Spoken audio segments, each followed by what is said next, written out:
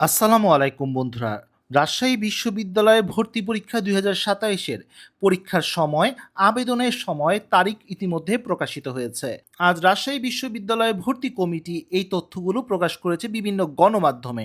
চলো বন্ধুরা, দেরি না করে এই পরীক্ষার আপডেটগুলো আমরা জেনে নেই, সাথে সাথে অন্যান্য যোগ্যতা এবং শর্তগুলো জেনে নেই। বন্ধুরা, আবেদনের সময়সূচির নতুন আপডেট। আবেদন শুরু হচ্ছে আগামী ১২ই নভেম্বর ২০২৬, চলবে আগামী ২৭ নভেম্বর ২০২৬ পর্যন্ত। ৭টি কেন্দ্রে এবার ভর্তি পরীক্ষা অনুষ্ঠিত হতে যাচ্ছে: ঢাকা, চট্টগ্রাম, রাজশাহী, ময়মনসিংহ, রংপুর, সিলেট এবং খুলনা কেন্দ্রে। এবার আসি ভর্তি পরীক্ষার তারিখ। বন্ধুরা, এবারের ভর্তি পরীক্ষা ৮ জানুয়ারি বি ইউনিটে অর্থাৎ বাণিজ্য শাখার ভর্তি পরীক্ষা দিয়ে শুরু হচ্ছে। ১৭ই জানুয়ারি সি ইউনিট অর্থাৎ বিজ্ঞান শাখার ভর্তি পরীক্ষা। ২৪ জানুয়ারি এ ইউনিট অর্থাৎ মানবিক শাখার ভর্তি পরীক্ষা। আশা করি টাইম টেবিল সম্পর্কে তোমাদের একটি ধারণা হয়ে গেল। এবার আসি ইউনিট বিষয় আসন সংখ্যা, অবশ্যই এটা পরিবর্তনশীল। এখানে এ ইউনিট মূলত মানবিক শাখা, এখানে ২৮টি বিষয়ে প্রায় ১,৮৭৭টির মতো আসন রয়েছে। বি ইউনিট ব্যবসায় ইউনিট, এখানে ৬০টি বিষয়ে ৫২০টির মতো আসন রয়েছে। সি ইউনিটে অর্থাৎ বিজ্ঞান ইউনিটে রয়েছে ২৫টি বিষয়, প্রায় ১৫৩৩টির মতো আসন রয়েছে। সব মিলিয়ে প্রায় ৩,৯৪৭টির কম বেশি আসন রয়েছে। সকল ইউনিটে সবাই আবেদন করতে পারে, তবে আবেদনকারী যে ইউনিটে আবেদন করুক না কেন, সে যে শাখা থেকে এইচএসসি পরীক্ষা পাশ করেছে সেই শাখার যোগ্যতা তাকে অর্জন করতে হবে। এবার আসি আবেদনের ন্যূনতম যোগ্যতা।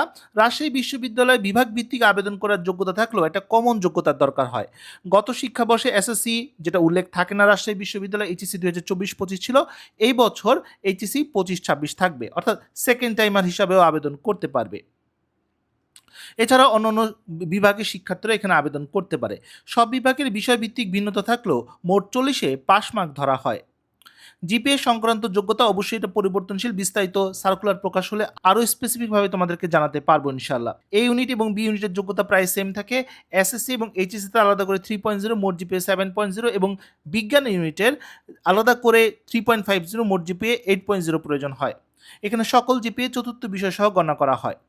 এছাড়া ভর্তি পরীক্ষার মানবন্টন তোমাদেরকে জানিয়ে দিই। ভর্তি পরীক্ষায় ১০০ নম্বর সময় দেওয়া হয় ১ ঘন্টা, তবে সেকেন্ড টাইমারদের নম্বর কর্তন করা হয় না। যদি এই ব্যাপারে কোনো পরিবর্তন আসে ইনশাল্লাহ জানিয়ে দিব। ভর্তি পরীক্ষা ১০০ নম্বরের এমসিকিউ পদ্ধতিতে হয়ে থাকে। ভর্তি পরীক্ষার প্রশ্ন সংখ্যা থাকে ৮০টি এবং নেগেটিভ মার্কিং এখানে রয়েছে, এবং এখানে ভুল উত্তর হলে প্রতিটি প্রশ্নে ০.25 নম্বর করে কাটাও যাবে। এছাড়া এখানে ক্যালকুলেটর ইউজ করতে তুমি পারবে না। এবার আসি এই ইউনিটের মানবন্টন। তোমরা দেখতে পাচ্ছ বাংলা, ইংরেজি, সাধারণ জ্ঞান। বাংলা ইংরেজি ৩৫ নম্বর, সাধারণ জ্ঞান ৩০ নম্বর, টোটাল ১০০। এছাড়া ইংরেজি বিভাগ, আইন বিভাগ এবং ভূমি প্রশাসনের জন্য আলাদা একটি রিকোয়ারমেন্ট রয়েছে।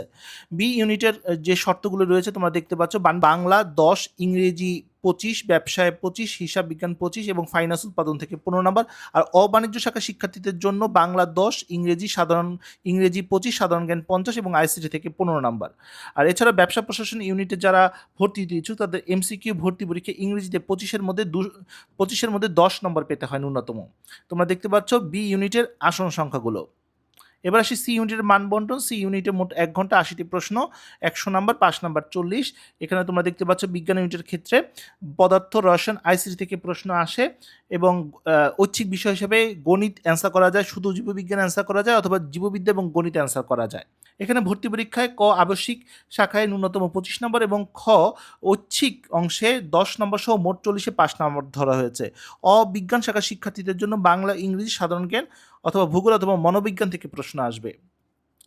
এবার আসি পুরো প্রসেসটা কেমন হয় একটু জানিয়ে দিই। ভর্তি পরীক্ষা ৪টি ধাপে হয়। প্রথমে অনলাইনে আবেদন করতে হবে এবং ইউনিট প্রতি একটি ফিও তোমাকে দিতে হবে। এই ইউনিটে ১৩২০ টাকা, বি ইউনিটে ১১০০ টাকা এবং সি ইউনিটে ১৩২০ টাকা। এরপর তুমি ভর্তি পরীক্ষা দিবে এবং ফাইনাল তুমি ভর্তি হয়ে যাবে মেরিট লিস্টের মাধ্যমে। তো বন্ধুরা, এই ছিল আজকের মতো আপডেট। পরবর্তী আপডেট এবং সঠিক তথ্যের জন্য আমার চ্যানেলটি সাবস্ক্রাইব করে রাখার অনুরোধ করছি। তো বন্ধুরা, আজ এ পর্যন্ত সবাই ভালো থাকো, সুস্থ থাকো। দেখা হবে আগামী কোনো ভিডিওতে। সে পর্যন্ত আল্লাহ হাফেজ।